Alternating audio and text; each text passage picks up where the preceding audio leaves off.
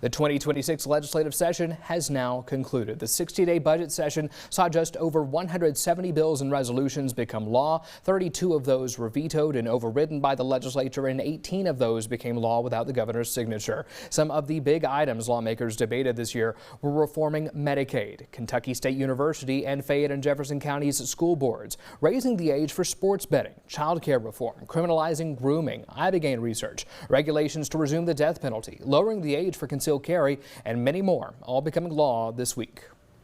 I move that the Senate adjourn until sine die until 12 p.m. January 5th, year of our Lord, 2027.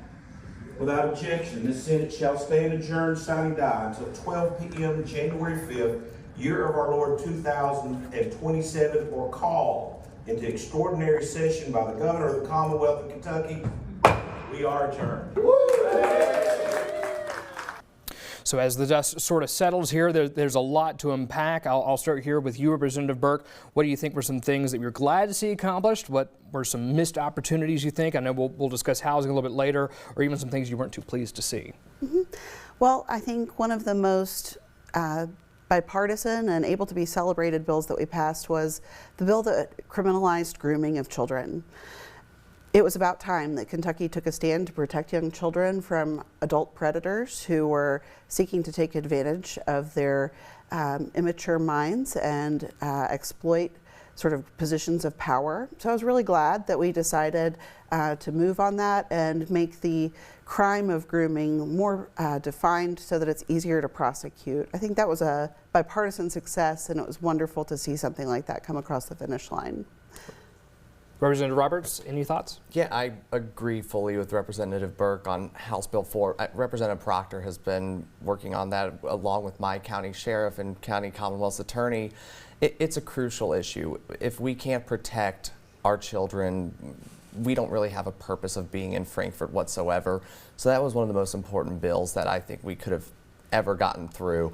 Another bill that I was particularly excited about, and there might be some disagreement, is House Bill 1 about opting into the Education Freedom Tax Credit issue, which ultimately benefits all students no matter where they're going to school, public, private, homeschool co-ops, and it's designed to make sure that children in needy families are capable of receiving these benefits to help out without using a single dollar of state taxes.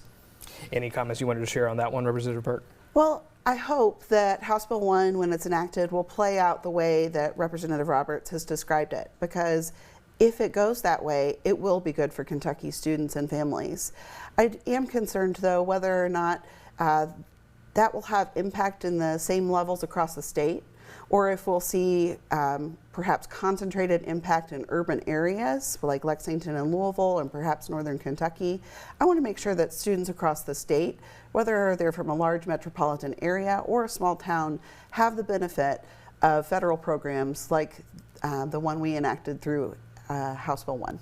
Another big question for y'all to chew on is perhaps what legislation you think is going to impact Kentuckians the most, in perhaps the most broad sense. For me, I would wager that that's probably House Bill 2 relating to Medicaid reform. That was a very significant piece of legislation, and a large percentage of Kentuckians either themselves are beneficiaries who utilize Medicaid, or they know someone who is. And those changes will be far-reaching, and I think we'll see the impacts come in not only in the short term, but in the long term.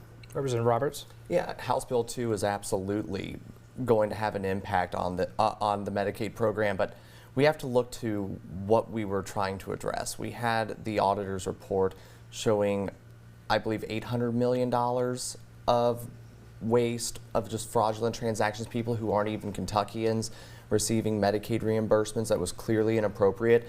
And the reality is we had to make some level of reform in order to make sure that Medicaid remains sustainable, so that way the program remains available whatsoever in the future, because an insolvent program won't continue. So House Bill 2 keeps it solvent, it complies with federal law, and I'm hopeful that this yields a good result for the people of Kentucky, where we're capable to continue this program. I want to touch very quickly on House Bill 6. It was Representative Heveron's child care reform bill. Universal pre-K has been the big goal for your side, Representative, but this ultimately was the decision that the legislature moved forward with. How do you think that this may help with some of the workforce participation issues that were raised in the ongoing debate over child care? Yeah, I think House Bill 6 is going to help in terms of workforce participation. A lot of this was simply just making it easier to do business as a child care center in Kentucky, making sure that we had accountability for the bad actors. And the reality is this is a critical industry because we are seeing an affordability crisis across the nation that's making it to where if you have children, and even if it's a two-parent household, oftentimes both those parents still have to work. So making it easier to access child care is a quintessential priority that we have to address.